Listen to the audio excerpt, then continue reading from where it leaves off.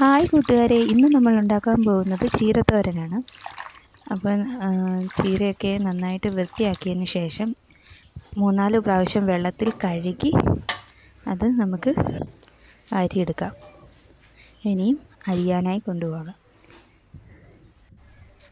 അങ്ങനെ ചീര ഇലയും തണ്ടൂടെ ചെറുതായിട്ട് അരിഞ്ഞ് നമുക്കെടുക്കാവുന്നതാണ്.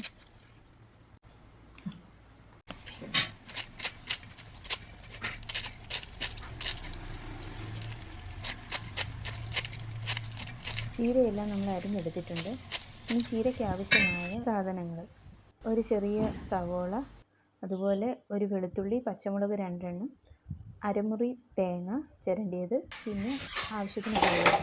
ഇനി നമുക്കൊരു ചീനച്ചട്ടി എടുത്ത് ആവശ്യത്തിന് എണ്ണ ഒഴിച്ച് അല്പം കടുക് പൊട്ടിയ ശേഷം നമുക്ക് കറിവേപ്പില ഇട്ട് കൊടുക്കാവുന്നതാണ്. അതുപോലെ നമ്മൾ അരിഞ്ഞു വെച്ചിരിക്കുന്ന സവോളയും വെളുത്തുള്ളിയും ഇഞ്ചിയും ചെറുതായി അരിഞ്ഞു വെച്ചിരിക്കുന്ന ചേർത്ത് കൊടുക്കാം. ആവശ്യത്തിന് ഉപ്പൂടെ ചേർത്ത് നന്നായി ഇളക്കാവുന്നതാണ്.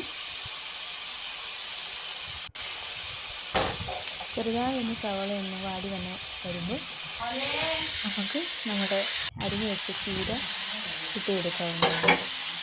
ചീര നന്നായി ഇളക്കി കൊടുക്കാം.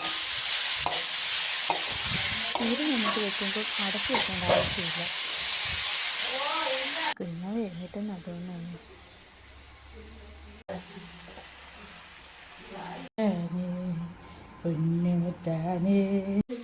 ചീര ഒരുവിധമായ ശേഷം നമുക്ക് തേങ്ങ ഒരു മുറി ചേർത്ത് അതിനോട് കൂടെ നമുക്ക് മഞ്ഞൾപ്പൊടി ഇട്ട് ഇളക്കി അല്പനേരം കൂടെ വേവിക്കാവുന്നതാണ്. ഇനി നമുക്ക് തളിച്ച എണ്ണയും കൂടി ഒഴിച്ച് നമുക്ക് വാങ്ങാവുന്നതാണ്.